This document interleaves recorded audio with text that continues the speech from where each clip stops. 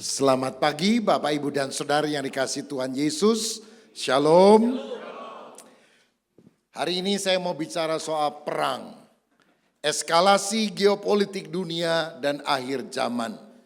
Kita sedang hidup pada akhir zaman dan Yesus pernah berkata salah satu tanda kedatangannya kembali adalah perang. Matius 24 ayat 6 dan 7, kamu akan mendengar deru perang atau kabar-kabar tentang perang. Namun berawas-awaslah, jangan kamu gelisah, sebab semuanya harus terjadi, tetapi itu belum kesudahannya. Sebab bangsa akan bangkit melawan bangsa, dan kerajaan melawan kerajaan, akan ada kelaparan dan gempa bumi di berbagai tempat. Salah seorang pemicu eskalasi geopolitik global adalah Donald Trump. Dengan policy America First. Jadi kepentingan Amerika itu di atas kepentingan para pendatang dan negara yang lain. Dia mulai melancarkan perang tarif ke berbagai negara termasuk Indonesia. Lalu dia mulai masuk ke penguasaan geopolitik dalam politik luar negerinya.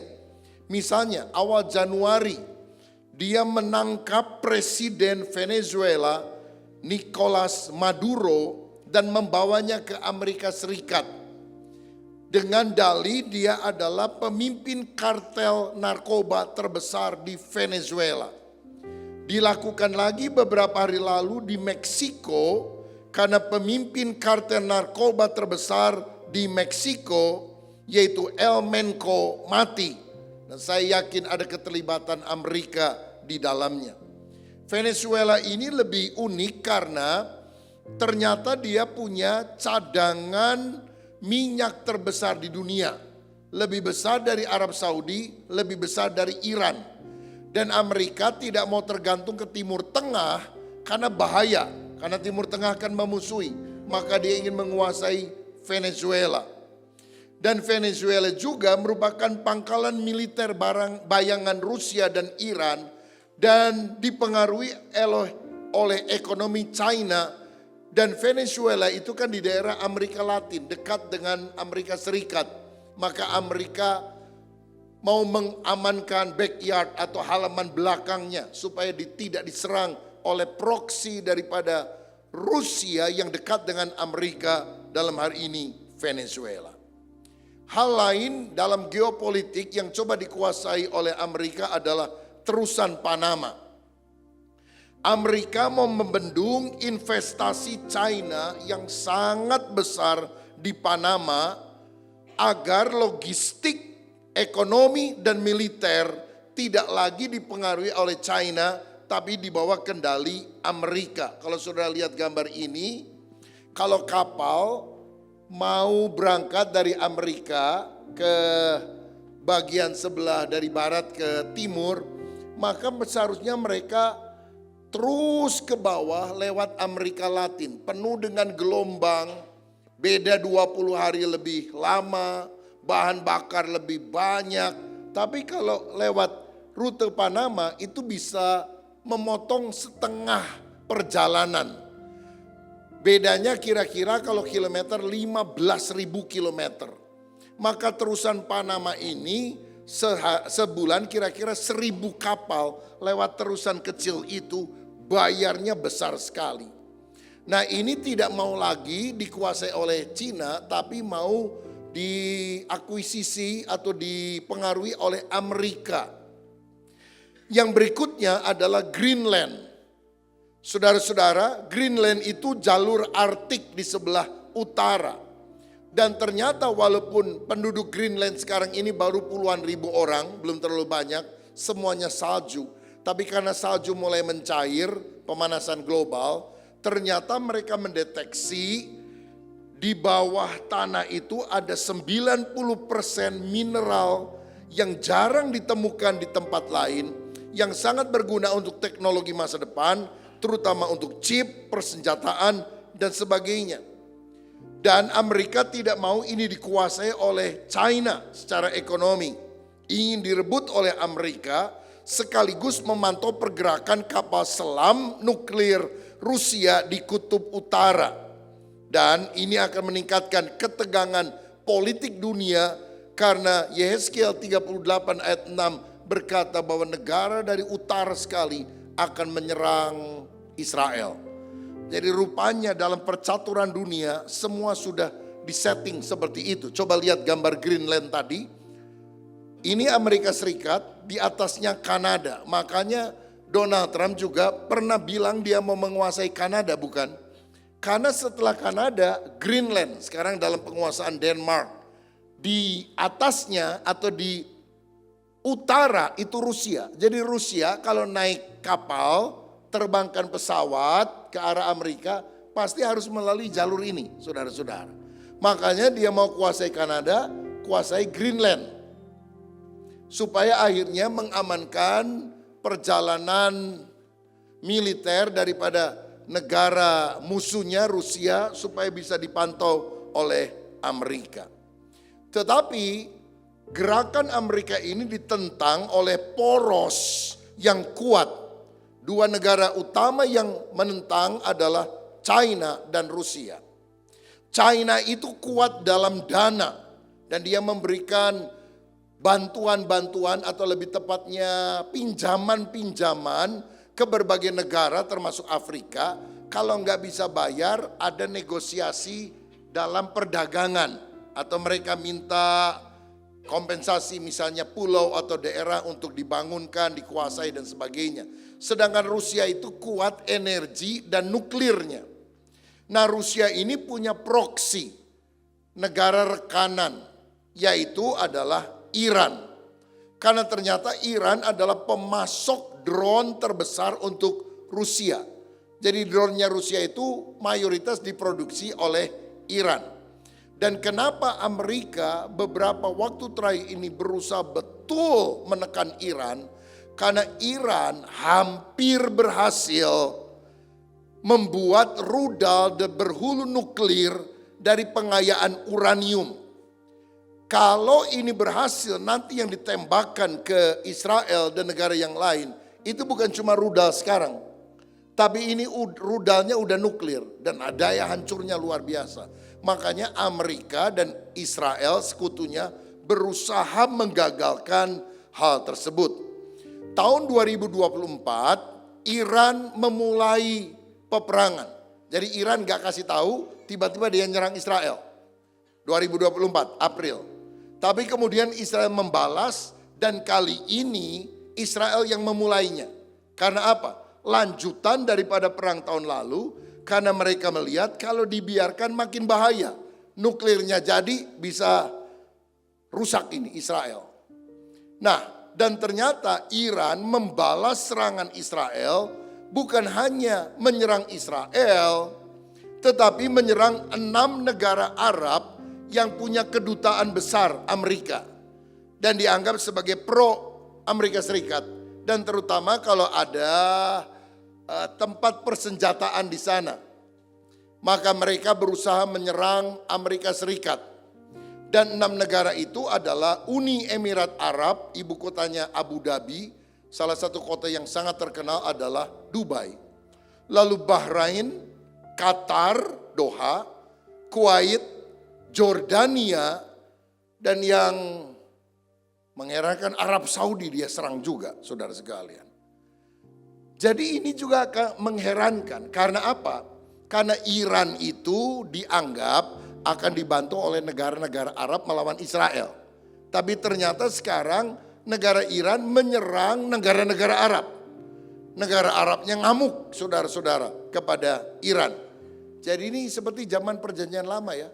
Musuh bersekutu tapi ternyata porak-poranda saling menghancurkan diri sendiri karena tidak ada kesatuan.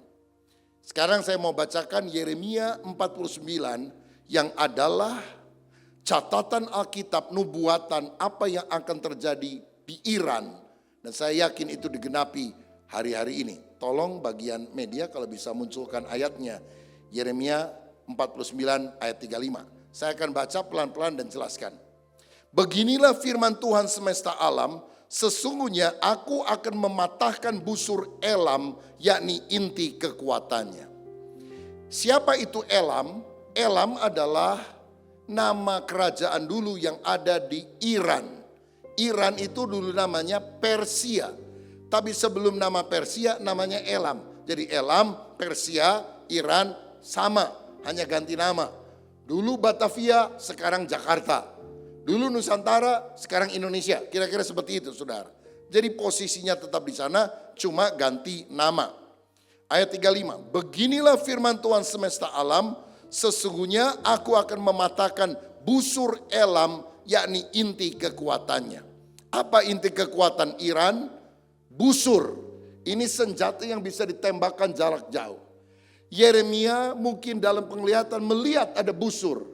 Ada senjata yang dilemparkan jauh sekali. Dan dia tidak punya vocabulary rudal. Rudal itu kan istilah sekarang. Zaman dulu dia sebut sebagai busur dan anak panah sebetulnya.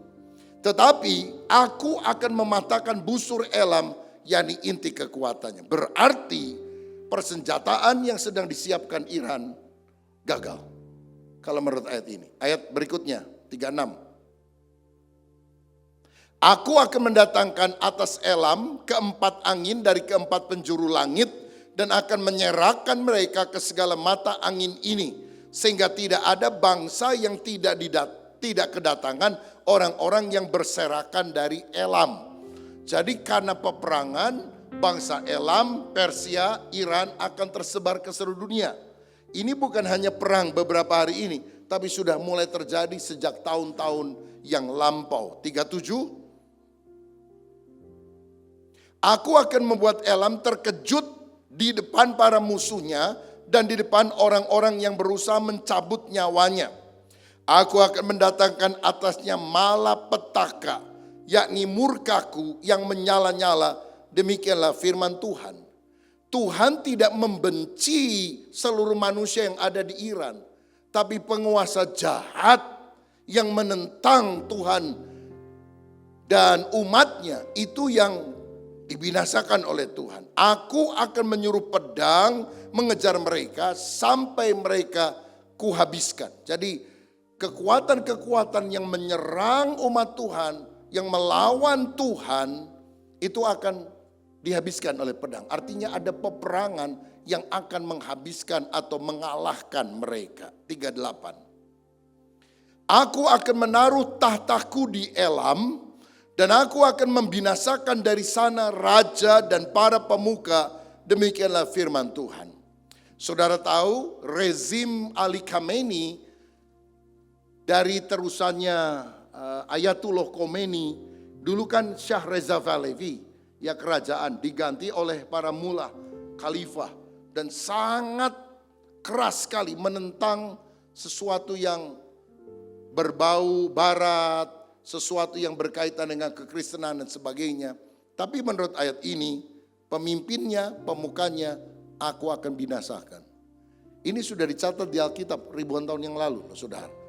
Dan hari ini kita dengar berita Ali Khamenei meninggal. Rakyat Iran berkabung 40 hari. Mossad sudah mengumumkan, Donald Trump mengumumkan, CNN mengumumkan. Ya. Netanyahu juga sudah mengumumkan hal ini. Ada rubrik berita dari Indonesia menyangkal hal itu.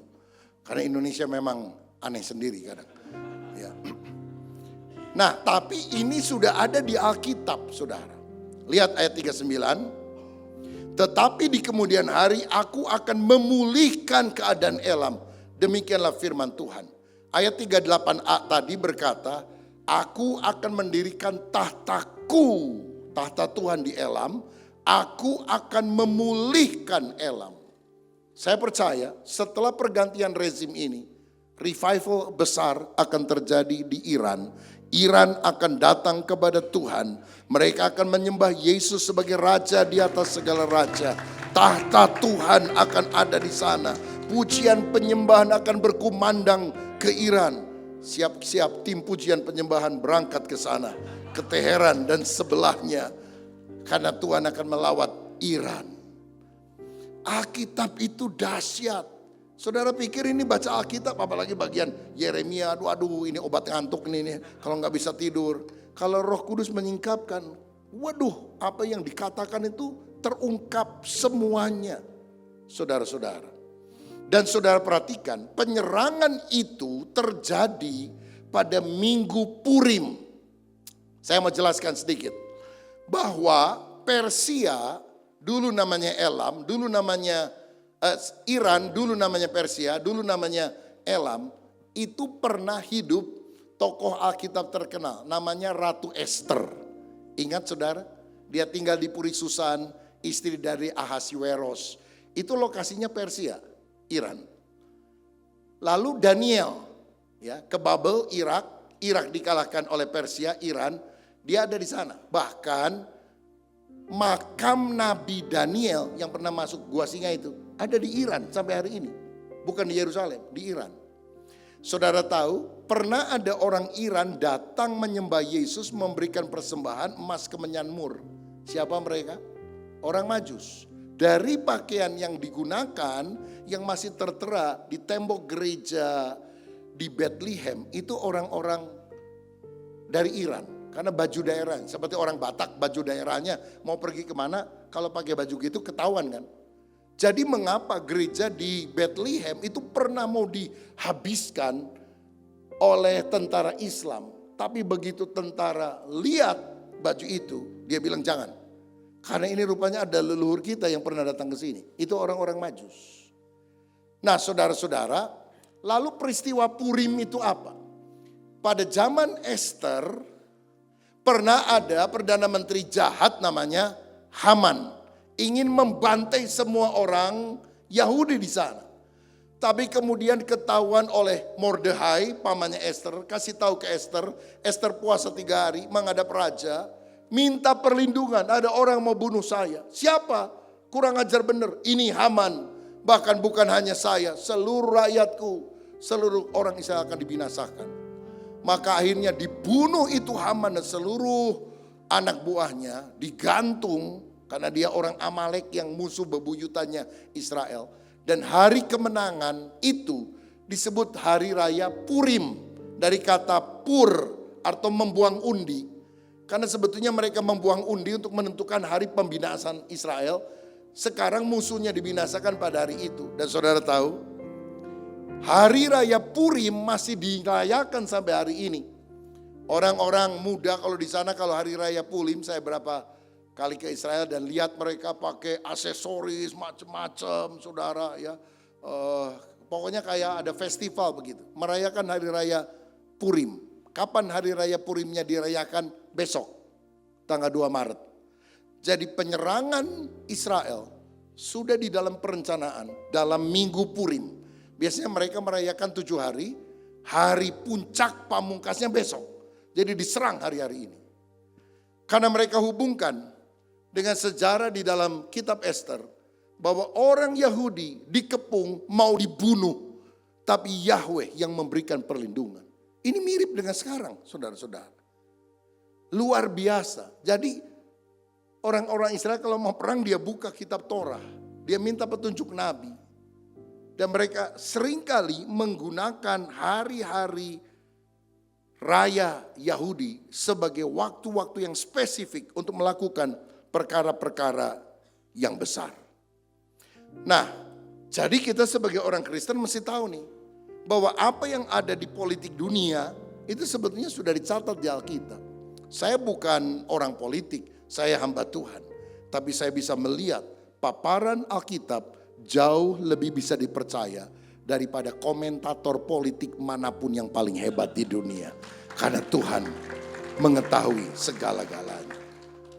Nah, tetapi walaupun peperangan terjadi, ada Venezuela, ada Meksiko, ada Panama, ada Greenland, ada Rusia, ada China. Kalau saya pikir begini, ada yang suka main catur? Kalau catur itu kan ada kotaknya. Ini kotak udah dibuka nih saudara. Udah dipasang papannya. Bidak, patih, raja, kuda, semuanya, benteng sudah dipasang. Tinggal siapa yang mulai melangkah. Karena apa? China, Rusia, Israel, Iran, negara-negara lain sudah ada di papan catur itu. Siapa yang mau mulai? Itu yang paling penting. Memulai apa? Perang nuklir. China udah bilang, kami tidak akan menjadi negara pertama yang meledakkan nuklir. Tapi kalau ada negara pertama, siapapun yang meledakkan nuklir, kami tidak akan mengizinkan dia meledakkan nuklir kedua karena kami akan hantam mereka. Papannya udah disiapkan, semua buah-buah caturnya sudah siap, tinggal pelaksanaannya akan terjadi. Tapi kuncinya harus Israel. Karena Israel adalah jam akhir zaman dari dunia ini. Coba lihat Zakaria 12 ayat 2 dan 3. Zakaria 12 ayat 2 dan 3 dikatakan demikian. Sesungguhnya aku akan membuat Yerusalem menjadi pasu atau cawan yang menyebabkan segala bangsa di sekeliling menjadi pening, pusing. Juga Yehuda akan mengalami kesusahan ketika Yerusalem dikepung. Ayat 3. Maka pada waktu itu aku akan membuat Yerusalem menjadi batu untuk diangkat bagi segala bangsa. Siapa yang mengangkatnya pastilah mendapat luka parah. Segala bangsa di bumi akan berkumpul melawannya. Menurut ayat ini, Yerusalem itu yang memusingkan bangsa-bangsa di dunia. Termasuk resolusi Dewan Keamanan PBB yang paling sering dibuat adalah tentang Israel, tapi juga paling sering dilanggar. Dan Alkitab berkata negara yang mencoba menyelesaikan masalahnya akan pening, pusing, dan akan luka parah ditimpa batu berat. Siapa yang berusaha menyelesaikan Israel dengan hikmat manusia akan hancur. Salah satu yang populer hari-hari ini adalah two-state solution. Solusi dua negara di Palestina. Satu Israel, satu lagi untuk Palestina. Palestina juga susah karena ada Fatah, ada Hamas. Yang berkuasa itu sebetulnya Fatah. Tetapi yang paling radikal adalah Hamas. Jadi mereka nggak bisa membentuk kesatuan negara sampai sekarang ini. Tetapi kalau kita baca dalam Yoel pasal 3 ayat 2, apa yang akan terjadi dengan pemisahan dua negara? Tuhan bilang, aku akan mengumpulkan segala bangsa dan akan membawa mereka turun ke lembah Yosafat. Tempat Yosafat pernah mengalahkan musuh-musuhnya dengan pujian itu, saudara. Dan lembah Yosafat ini punya nama lain. Saudara tahu namanya apa? Har Megiddo alias Harmagedon. Jadi Tuhan bilang, nanti akhir zaman aku kumpulin semua bangsa di Harmagedon. Aku akan berperkara dengan mereka di sana mengenai umatku dan milikku sendiri Israel. Kenapa? Dua alasan ini. Oleh karena mereka mencerai-beraikannya ke antara bangsa-bangsa. Israel kan tercerai-berai ribuan tahun. Baru 1948 kumpul lagi sebagai satu negara. Dan alasan kedua, mereka membagi-bagi tanahku.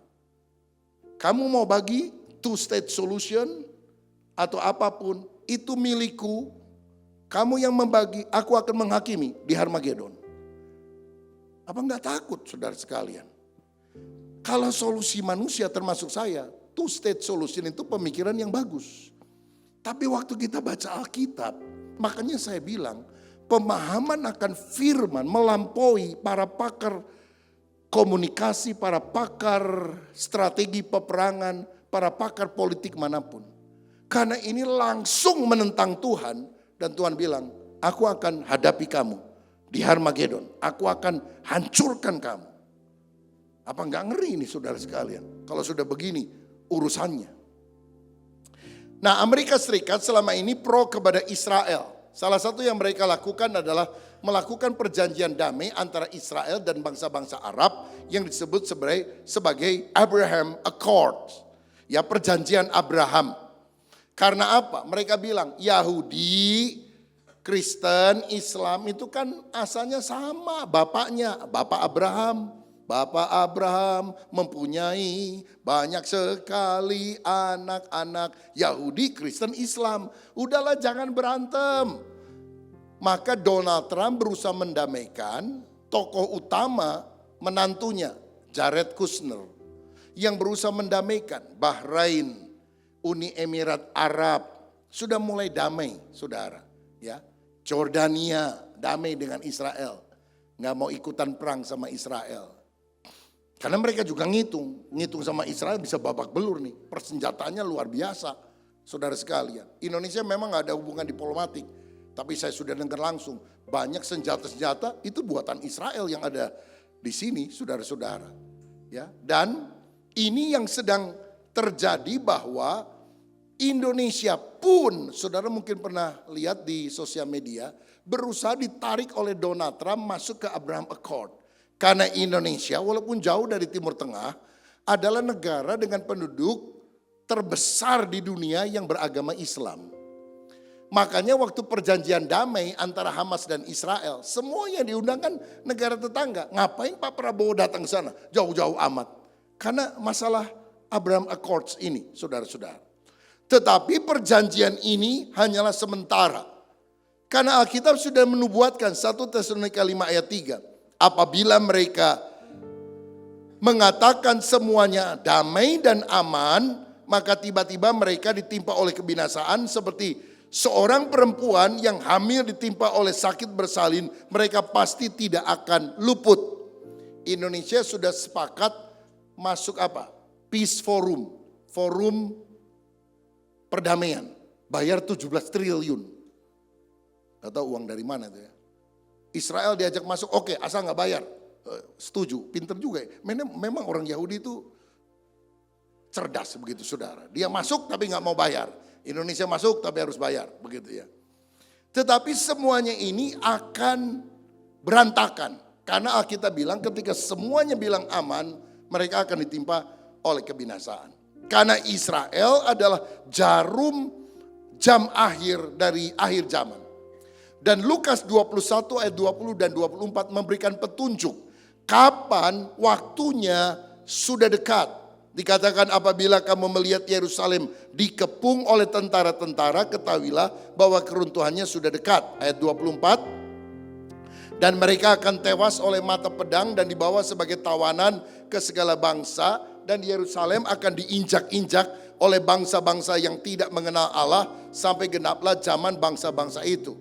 Kalau bangsa-bangsa di dunia mengerumuni Israel, mengepung Israel, angkatlah wajahmu, waktu penyelamatanmu sudah dekat. Kedatangan Tuhan sudah di ambang pintu. Nah, eskalasi geopolitik dunia itu akan mengarah kemana?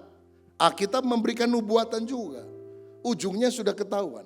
Akan ada 2 perang besar yang mungkin dunia menjulukinya perang dunia. Yang pertama disebut perang Gog-Magog. Ayatnya di mana? Yehezkiel 38, 39. Saudara nanti baca lengkap supaya tahu. Yehezkiel 38, 39. Saya bacakan beberapa ayat saja ya. Dari Yehezkiel 38 ayat 1 sampai 6. Bisa tolong dimunculkan ayatnya. Datanglah firman Tuhan kepadaku. Hai anak manusia, tujukanlah mukamu kepada Gog di tanah Magog. Yaitu Raja Agung negeri Meseh dan Tubal. Perhatikan. Kata Raja Agung berasal dari kata Yunani Ros. Dan Ros terkait dengan Rusia. Yang berasal dari utara sekali. Dan bernubuatlah melawan dia, ayat 3. Katakanlah beginilah firman Tuhan Allah, lihat aku akan menjadi lawanmu, hai Gog. Raja Agung, Ros, Rusia, negeri Meseh dan Tubal. Jadi dia akan jadi pimpinan, negara-negara lain juga akan mendukung dia. Ayat 4. Aku akan menarik engkau dengan mengenakan kelikir pada rahangmu dan membawa engkau keluar beserta seluruh tentaramu, yaitu pasukan berkuda, semuanya berpakaian lengkap, suatu kumpulan orang banyak.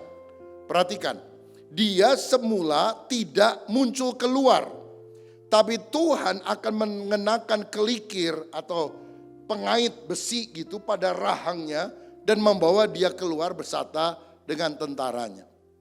Siapa yang menarik dia keluar? Persia yang memulai perang dengan Israel menyebabkan Rusia akan keluar dari tempatnya dan akan menyerang Israel.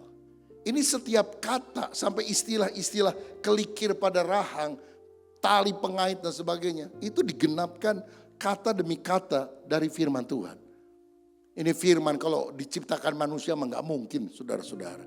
Ini pikiran Tuhan yang sudah tahu karena Dia Alfa dan Omega. Berikutnya, suatu kumpulan orang banyak dengan perisai, next. Besar dan kecil dan semuanya berpedang di tangannya, ayat 5. Orang Persia, Persia itu siapa? Iran, Ethiopia, Put menyertai mereka dan semuanya dengan perisai dan ketopong. 6. Orang Gomer dengan seluruh bala tentaranya, Betogarma dari utara sekali dengan seluruh bala tentaranya, banyak bangsa menyertai engkau. Lihat ke slide-nya. Jadi Rusia, Raja Agung dari utara sekali itu akan mengajak negara lain. Magog, Meseh, Tubal. Ini negara bekas jajahan Uni Soviet. Misalnya Kazakhstan, Uzbekistan dan sebagainya. Persia adalah Iran, Gomer adalah Eropa Timur, Betogarma adalah Turki, Put adalah Libya, Kus adalah Ethiopia dan semua bangsa-bangsa Afrika lain. Karena dari Kus ini muncul banyak negara-negara Afrika yang hidup sekarang. Jadi utara, Rusia, selatan, negara-negara Afrika akan menjepit Israel. Mereka ingin menjarah sumber alam dan teknologi Israel. Tapi ada yang tidak ikut koalisi Rusia di peperangan melawan Israel tersebut. Itu dicatat dalam Yeskiel 38 ayat 13. Saya bacakan. Negeri Sheba dan Dedan beserta pembeli-pembeli barangnya, negeri Tarsis beserta pedagang-pedagangnya akan berkata kepadamu, apakah engkau datang untuk merampas dan mengumpulkan sekutumu untuk menjarah? Next. Untuk mengangkut perak dan emas, untuk melarikan ternak dan harta benda, dan untuk melakukan perampasan yang hebat sekali. Jadi ada Sheba, Dedan, Tarsis yang tidak mau ikut menjarah harta daripada Israel. Siapa yang dimaksud? Sheba dan Dedan adalah suku-suku yang sekarang menduduki teritorial negara Jazirah Arab, misalnya Arab Saudi, Uni Emirat Arab. Dan indikasi ini terlihat dalam perang Israel lawan Iran 2024 yang lalu. Karena negara inilah yang memberikan informasi, awas Iran mau menyerang. Dan tulisan dari sosial media, ramai negara Arab bantu Israel patahkan serangan Iran, ini alasannya. Jadi ternyata kalau di sini kan banyak orang anti sekali sama Israel. Kalau di sana negara Arabnya bantu Israel, bukan bantu Iran. Kan aneh bin ajaib ini saudara sekalian. Tarsis itu berkaitan dengan Inggris, Eropa. Dan kalau Eropa itu terkait Amerika. Karena Amerika itu kan asalnya juga dari Eropa, ya, dari orang-orang Spanyol dan sebagainya yang menemukan benua Amerika. Christopher Columbus itu kan dari Spanyol. Tapi Eropa dan Amerika tidak membantu Israel karena dalam perang Gog-Magog hanya Tuhan, Yahweh, Allah Abraham, Ishak, Yakub yang akan menolong Israel. Satu negara lain yang disebutkan tidak akan berkoalisi dengan Rusia, bahkan akan terluput daripada serangan serbuan Rusia adalah Yordania. Kenapa? Karena Yordania adalah negara keturunan Edom atau Esau. Esau itu kan saudaranya Yakub. Yakub Israel, Edom, Esau, Yordania. Moab dan Amon, ini anaknya Lot, saudara. Masih dari garis keturunan yang sama. Mazmur 60 ayat 10 berkata, Moab tempat pembasuhanku, kepada Edom aku melemparkan kasutku. Perhatikan, orang kalau masuk ke rumah zaman dulu kasutnya dicopot oleh budak lalu dicuci kakinya. Ya. Maka Yesus kan pernah mencuci kaki murid, itu tanda merendahkan hati sebagai budak. Dan Alkitab bilang yang jadi budak di sini Moab dan Edom. Budaknya Tuhan melayani kepentingan umat Tuhan Israel. Jadi apa artinya? Yordania nggak akan serang Israel. Dan dalam Wahyu 12 ayat 14, Antikristus akan memburu Israel yang akan terpelihara 3,5 tahun di padang gurun. Banyak orang berpikir orang Israel nanti waktu zaman Antikris mau dibantai akan banyak larinya ke Yordania. Karena itu negara tetangga yang paling dekat, saudara. Lari ke perbatasan dan mereka tampaknya akan dipelihara di bukit-bukit batu di Petra. Karena di Petra itu sekarang ini pegunungan batu merah, ya, Edom itu artinya merah. Dan ini pernah diukir seperti ini, salah satu dari 7 keajaiban dunia. Dan beberapa penafsir bilang kelihatannya Israel akan diselamatkan, dipelihara di sana oleh Tuhan. Daniel 11 ayat 40-41, kalau tadi Wahyu, ini Daniel dalam perjanjian lama, menubuatkan tanah Edom, Moab, dan Amon atau Yordania akan terluput. Ini memang sudah pernah terjadi dulu zaman Antiochus Epiphanes dari Yunani ketika mereka menyerang Timur Tengah, Israel dikuasai, tetapi Yordania nggak bisa dikuasai. Tetapi berdasarkan hukum penafsiran the law of double reference, artinya sudah pernah terjadi tapi akan terjadi lagi pada akhir zaman. Pada masa Antikristus, Antikristus akan menyerbu Israel, mengalahkan Mesir juga, tapi Yordania akan luput. Makanya Yordania itu saudara-saudara, kenapa Yordania membela Israel menembak jatuh rudal drone Iran. Ini 2024. Jadi kan waktu Iran nembak, jauh kan lewat Yordania tuh. Di atasnya Yordania ditembak, duar sama orang Yordania. Ngamuk itu Iran. Loh, kamu kan gak ikut perang, kenapa nembak? Ini rudal-rudal saya. Oh, nanti jatuh ke tanah saya, bahaya. Udah saya tembak dulu aja. Ini alasan untuk membela Israel. Nah, saudara-saudara, Alkitab selanjutnya mengatakan ketika Gog atau Rusia dan sekutunya menyerang Israel, Yeskiel 39 mencatat Tuhan akan menghukum Gog. Mayat mereka akan dikubur 7 bulan. Senjata Gog akan dibakar 7 tahun. Jadi Rusia dan sekutunya akan kalah. Israel kecil, persenjataan tidak sebanyak Rusia tampaknya, tapi Rusia akan kalah dengan semua Iran dan sebagainya akan kalah. Karena Yahweh yang akan menolong. Dan waktu itu terjadi menurut Wahyu 7, pertobatan 144.000 orang Yahudi. Buah sulung Yahudi yang percaya kepada Yesua, kepada Yesus. Sekarang ini kan Yahudi dikit banget yang Kristen. Semuanya itu penyembah Yahweh yang mereka kenal, tapi bukan Yesus. Nah saudara, tapi akhirnya mereka sadar yang memberikan pertolongan adalah Yesua.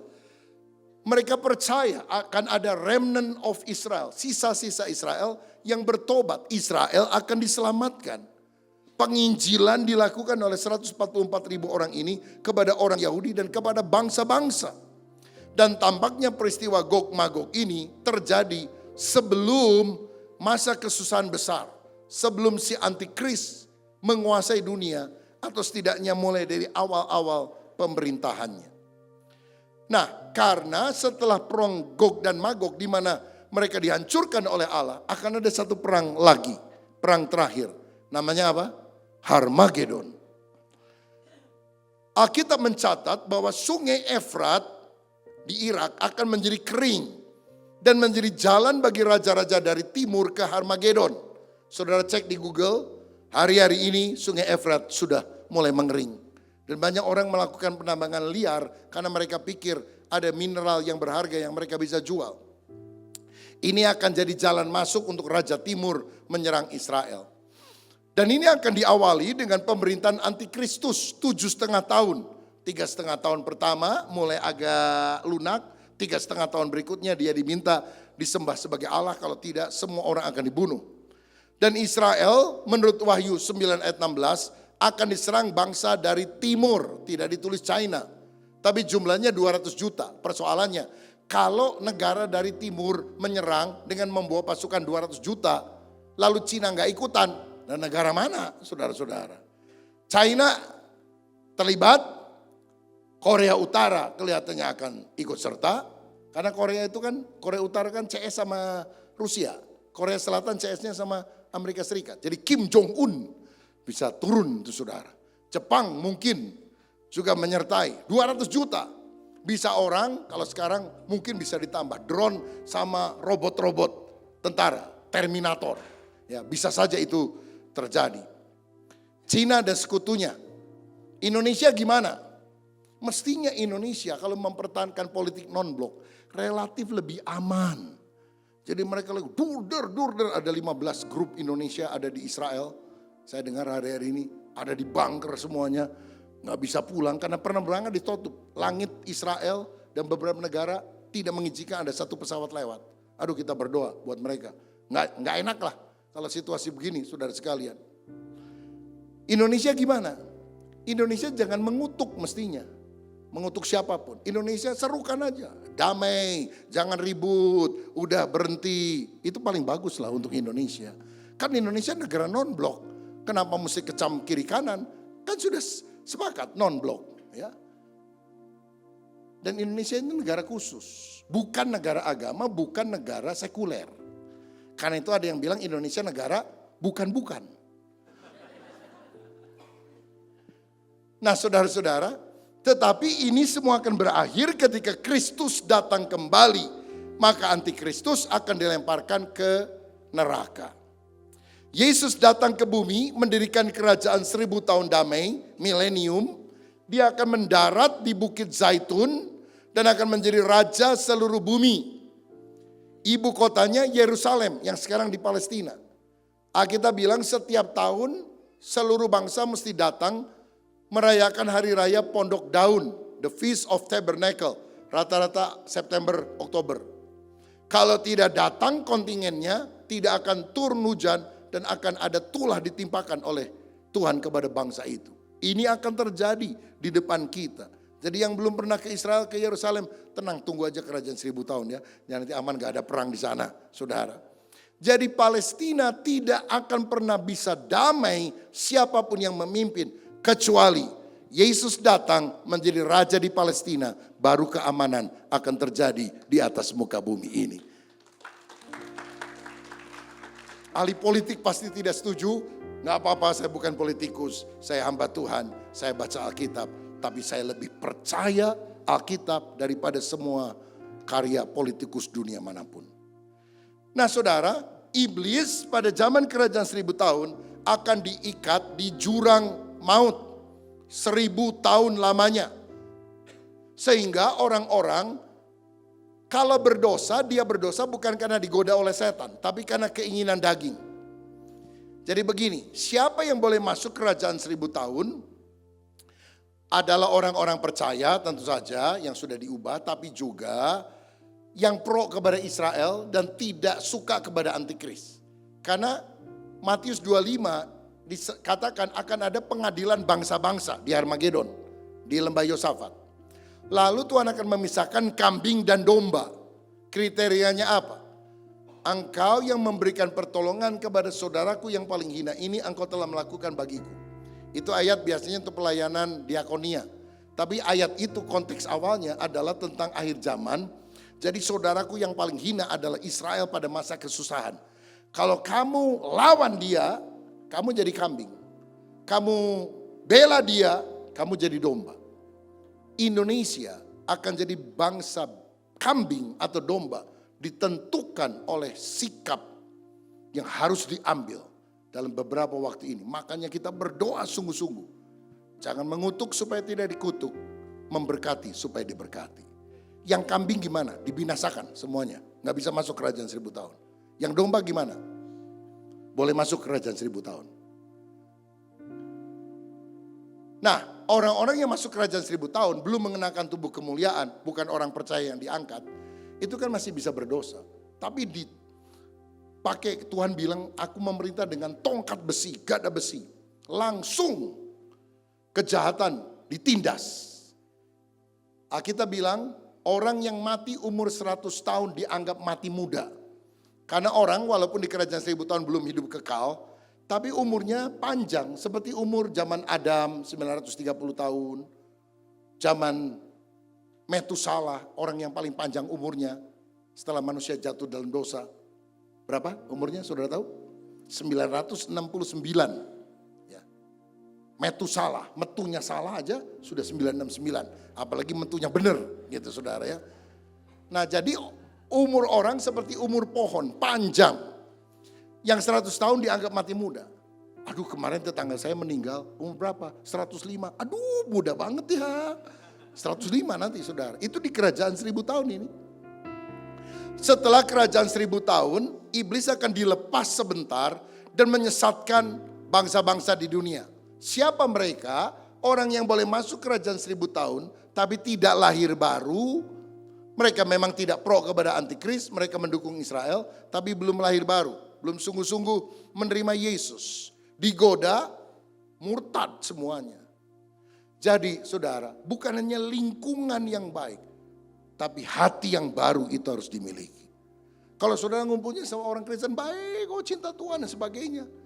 Tapi kalau kesusahan datang, apakah engkau terpaut kepada Yesus atau tidak? Itu masalahnya. Ini disebut menurut Wahyu 20, Gog dan Magog juga. Nah, jangan samakan. Gog Magog yang pertama itu Rusia. Tapi Wahyu 20 setelah kerajaan 1000 tahun disebut Gog Magog juga. Mungkin karena jumlah yang mengepung Yerusalem sangat besar, namanya sama. Tapi mereka akan dihukum di neraka. Lalu apa yang akan terjadi? Langit dan bumi ini akan lenyap. 2 Petrus 3 ayat 10 menunjukkan akan dibinasakan oleh hujan api dan belerang. Itulah kiamat. Jadi kiamat itu masih agak jauh setelah kerajaan 1000 tahun. Ya. Jadi belum dekat-dekat sini. Kalau Gog Magog bisa agak dekat nih. Harmagedon bisa agak dekat nih. Tapi setelah itu kan ada kerajaan milenium 1000 tahun. Kalau orang Yahudi itu kan percaya dunia diciptakan Tuhan 6 hari. Hari ke-7 Tuhan beristirahat. Nah sampai sekarang kalender Yahudi 5, 7, 8, 6. Jadi sebentar lagi akan masuk hari ke-7. Nah, lalu mereka bilang hari ke-7 hari peristirahatan. Itu kerajaan milenium, kerajaan mesianik di atas muka bumi. Langit dan bumi yang sekarang akan lenyap, kiamat, diganti oleh langit baru dan bumi baru. Bumi yang sekarang yang sudah penuh dosa akan direnovasi menjadi langit yang baru dan bumi baru. Ibu kotanya Yerusalem baru yang turun dari sorga. Bukan Yerusalem yang sekarang, tapi namanya nanti juga Yerusalem baru. Tuhan itu cinta banget sama nama Yerusalem, saudara-saudara. Karena Yerusalem ini adalah kota yang pertama dijadikan oleh Daud 3000 tahun yang lalu menjadi ibu kota Israel. Jadi yang jadi ini tuh bukan Donald Trump, bukan Netanyahu, saudara sekalian. 3000 tahun yang lalu Daud menjadikan Yerusalem sebagai ibu kota Israel. Nanti Yerusalem yang lama hancur oleh nyala api dan belerang, kiamat. Tapi diganti oleh langit baru dan bumi baru. Ibu kotanya namanya apa? Yerusalem baru. Yerusalem baru yang turun dari sorga. Jadi begini, Yerusalem sekarang, Yerusalem baru sekarang ada di langit. Yesus waktu naik ke sorga itu masuk ke Yerusalem baru. Langitnya sudah ada. Di mana? Di atas, di belakang langit biru. Belakang langit biru ada mahkotaku. Belakang langit biru sana ku rindu. Kulihat wajahnya Yesus pelepasku. Belakang langit biru sana. Ada yang bisa? Ini lagu lama, ini bukan lagu baru ini saudara sekalian. Saudara belum lahir mungkin dulu. Nah jadi kalau kita mati kita ke sorga di belakang langit biru. Tapi nanti sorga akan turun ke bumi yang baru. Berarti sorga sekarang itu namanya intermediate state, keadaan sementara. Final state-nya nanti di langit baru dan bumi baru. Di sini, bukan yang sekarang, langit dan bumi baru. Jadi orang mati dalam Kristus yang gak percaya di Hades, yang percaya dibawa oleh Yesus pada hari kenaikannya ke sorga, naik ke sorga. Tapi yang di sorga sekarang orang-orang percaya dalam keadaan roh atau jiwa. Dia belum punya tubuh kemuliaan. Waktu Yesus datang, kita diubah dalam sekejap mata mengenakan tubuh kemuliaan. Bisa makan tapi gak perlu makan. Tembus tembok, pindah cepat. Jadi nanti di langit dan bumi baru itu gak akan ada kematian. Karena apa? Kita sudah pakai tubuh kemuliaan. Inilah keselamatan kekal, roh, jiwa, dan tubuh. Sekarang kita belum bisa disebut keselamatan yang komprehensif. Karena yang diselamatkan roh, jiwa. Tubuhnya masih mati. Tubuhnya masih bisa dikubur. Tapi nanti kita gak akan pernah mati. Makanya mengapa dalam kerajaan 1000 tahun masih ada kematian, masih ada dosa. Dalam langit dan bumi baru tidak ada kematian, tidak ada dosa. Itulah kerajaan Allah yang kekal selama-lamanya. Bagian penutup. Kita tidak dipanggil untuk takut, tapi bersiap diri. Matius 24 ayat 44. Apa persiapan kita? Dua hal. Pertama, persiapan jasmani, 3K. Pertama, kepemilikan aset. Karena dunia makin hari akan makin kacau, jangan taruh semua uang di bank secara digital, angka-angka saja. Kalau ada blok dari sentral keuangan dunia, maka saudara nggak bisa ambil uang. Tetap harus ada bagian uang tunai. Ya saya nggak bilang keluarkan semua uangmu di bank, simpan di bawah bantal, balik lagi seperti zaman baheula. Tapi ke arah ke depan kita nggak tahu berapa lama, kekacauan demi kekacauan. Saudara mau ambil uang di bank belum tentu bisa. Itu akan terjadi. Miliki aset fisik yang saudara bisa pegang, misalnya emas. Dan jangan emas digital kalau bisa. Karena di China bulan lalu ada emas di digital, itu nggak bisa dicairin. Perusahaannya kolaps, hilang semuanya. Kalau bisa dipegang, dipegang. Cuma simpen yang betul. Kalau dirampok, hilang juga saudara-saudara. Aduh tapi saya mau beli emas nggak, duit nak. Udahlah terima nasib saudara. Ya untuk makan sehari-hari aja lah yang penting begitu ya.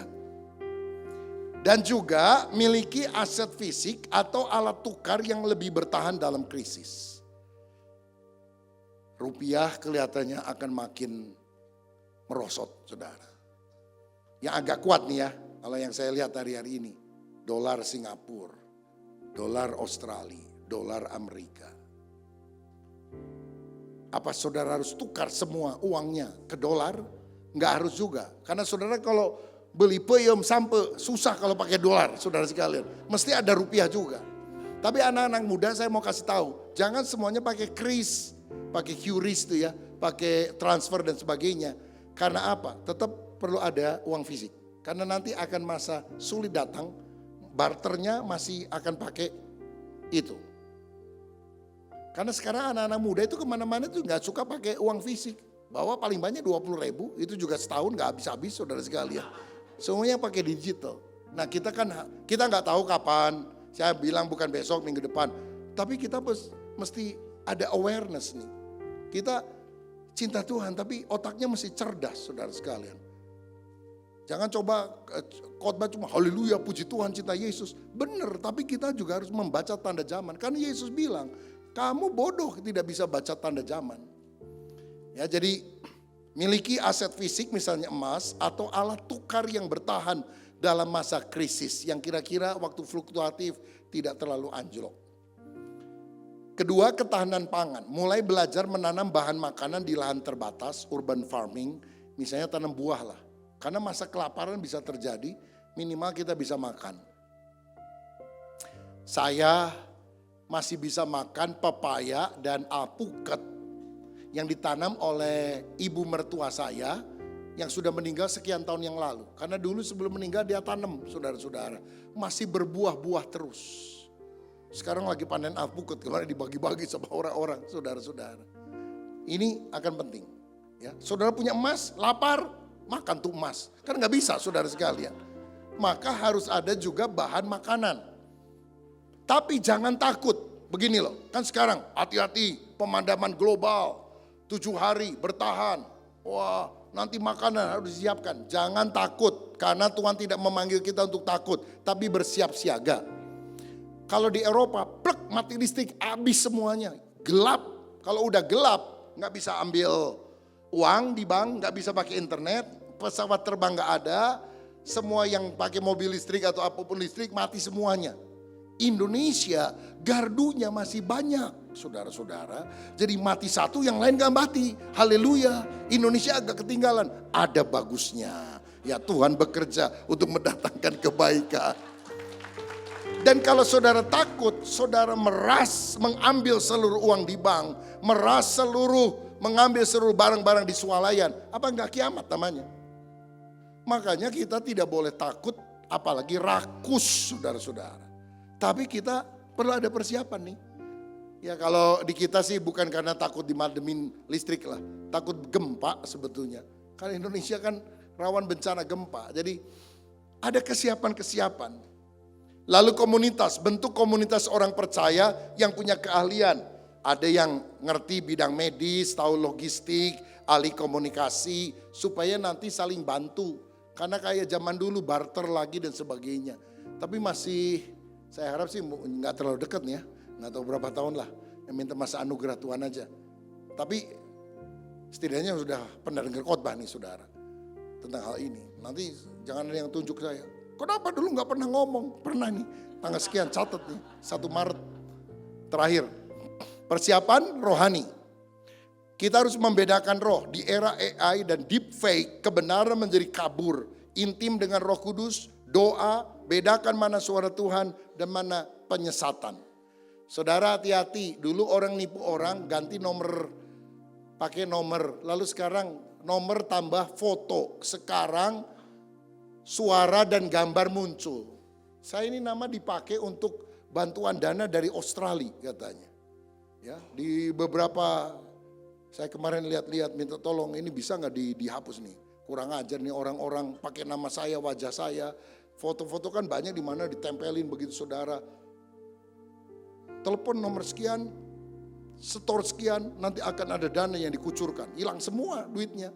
Ada orang marah-marah, Pak mana Pak, saya udah itu setor uang mukanya, kok nggak turun-turun. Uang muka apa saya bilang, itu penipu, kenapa Anda percaya? Sekarang ini begitu muncul gambar bisa mamamu. Suaranya suara mama. Aduh mama ini sakit nih perlu 10 juta sekarang ada di rumah sakit, tolong ya transfer. Siapa yang nggak jatuh hati kalau mama yang minta, apalagi di luar kota. Udah langsung ditransfer, nomornya sekian ya. Karena yang mama biasa itu nggak bisa dipakai, ini yang deket aja. Amblas semuanya, saudara. Wajahnya wajah mama, suaranya suara mama. Ini hati-hati. Jadi kalau saudara lihat di sosmed, Pendeta Rubin Adi, suaranya sama, wajahnya sama. Jangan percaya Yesus. Yesus adalah pendusta. Jangan percaya, saudara-saudara. Saya nggak mungkin ngomong seperti itu. Karena saya percaya Yesus Tuhan. Kedua, mentalitas martir. Bangun iman tidak tergantung pada kenyamanan dunia. Belajar dari orang percaya yang teraniaya di Iran dan China. Sehingga mereka tumbuh pesat di tengah tekanan. Mentalitas kita sudah bukan mentalitas cari nyaman, cari aman. Ya, khotbah-khotbah kemakmuran, bikin kaya percaya Yesus nanti kaya raya dan sebagainya. Udah sangat tidak relevan, mentalitasnya martir. Kalau masa aniaya datang dan aku belum terangkat, aku harus rela menyerahkan nyawa. Karena orang yang menyerahkan nyawa akan mendapatkan nyawa. Orang yang takut kehilangan nyawa akan kehilangan nyawa. Siapa yang malu mengakui aku di depan manusia, aku akan malu mengakui dia di hadapan tahta Bapa Surgawi. Mentalitas kita martir. Pokoknya Tuhan memberkati, aku percaya. Tuhan tidak memberkati, aku mengalami aniaya, salib, aku tetap percaya sama Tuhan. Mentalitasnya mesti begitu sekarang saudara. Mentalitas militan. Amin saudara. Mentalitas martir. Miliki mentalitas martir. Coba kasih tahu kiri kanan. Miliki mentalitas martir. Haleluya. Tapi jangan mati dulu. Karena ada tugas memberitakan Injil, menggunakan waktu tersisa untuk memenangkan jiwa lewat pekabaran Injil pribadi, media digital, dan sebagainya. Dan Injil kerajaan ini akan tersebar ke seluruh dunia menjadi kesaksian bagi semua bangsa. Baru setelah itu tiba kesudahannya. Alkitab menggambarkan apa yang akan terjadi di depan kita. Gak perlu takut, karena yang kita tunggu bukan antikristus. Yang kita tunggu Kristus, sang mempelai pria, kita mempelai wanita. Yang penting hidup kudus, bersiap sedia, miliki mentalitas martir. Sehingga kalau dia datang, kita akan diangkat masuk di dalam kemuliaan. Selamat siang, Tuhan memberkati kita semua.